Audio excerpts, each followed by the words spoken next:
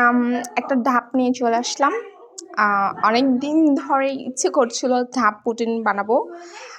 But আনবানাবো করে আর আনা হচ্ছিল না। আম্মাকে বললাম যে, "আম্মা একটা ডাব এনে দিও।" সো আম্মা নিয়ে আসছে। এখন এটা বানিয়ে দেখি কেমন হয় ফার্স্ট টাইম। এই তো আমি ডাবের পানিটাকে একটু ছেঁকে নিচ্ছি। ছেঁকে নিতে হয়। এই তো আমি 2 চামচের মতন এখানে চিনি দিয়ে নিচ্ছি। আর আমি আগার ইউজ করছি। আগার আমি 1 চামচের মতন দিচ্ছি। না বন্ধ করা দিয়ে নিয়ে যে মিক্স করে নিচ্ছি। এখন এটা আমি চুলায় বসিয়ে দিব।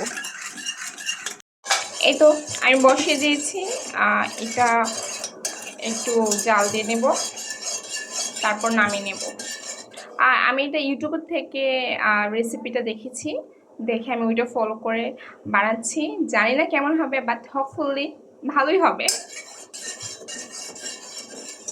আর খারাপ হলো কিছু করার নেই। প্রথম কিছু একটা বানাতে গেলে অবভিয়াসলি খারাপই হবে, তারপর আস্তে আস্তে ওটা বানাতে বানাতে তারপর মজা হবে।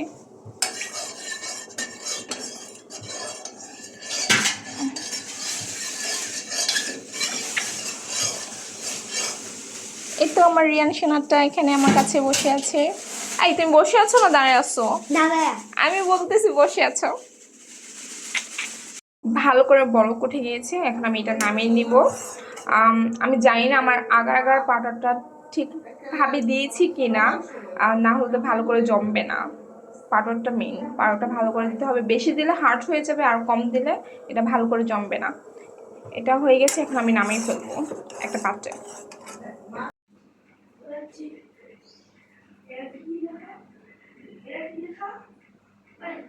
তো ডাবের ক্ষীরগুলো আমি দিয়ে দিচ্ছি।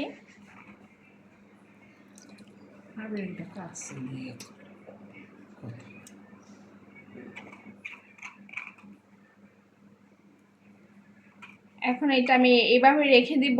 এটা যখন ঠান্ডা হবে একটু, তারপর আমি ডিপে রেখে দেব 1 ঘন্টার জন্য। ফ্রিজ থেকে সাথে সাথে নামিয়ে আমি ঢেলে ফেলেছি, তার জন্য এটা লেগে গিয়েছে। ফ্রিজ থেকে নামিয়ে 1-1.5 মিনিট রেস্টে রেখে তারপর সুন্দর করে এটা হতো। বাই দ্য ওয়ে, বাট এটা টেস্টটা জাস্ট ইয়াম্মি ছিল। অনেক মজা হয়েছিল। বাসায় সবাই অনেক মজা করে খেয়েছি। বাচ্চারাও পছন্দ করেছে। আর আমার আব্বু সচরাচর কোনো খাবার যদি খাই, তারপর জিজ্ঞেস করতে হতো যে, "আব্বু কেমন হয়েছে?" তারপর আব্বু বলতো, "হ্যাঁ, ভালো।" বাট আজকে ডাব পুডিংটা খেয়ে আব্বু আগে থেকে বলছে অনেক মজা হয়েছে। ডাব পুডিংটা গরমে খেলে অনেক মজা লাগবে। এখন তো একটু শীত পড়ে গেছে, তারপর অনেক মজা লেগেছে। Thanks for watching.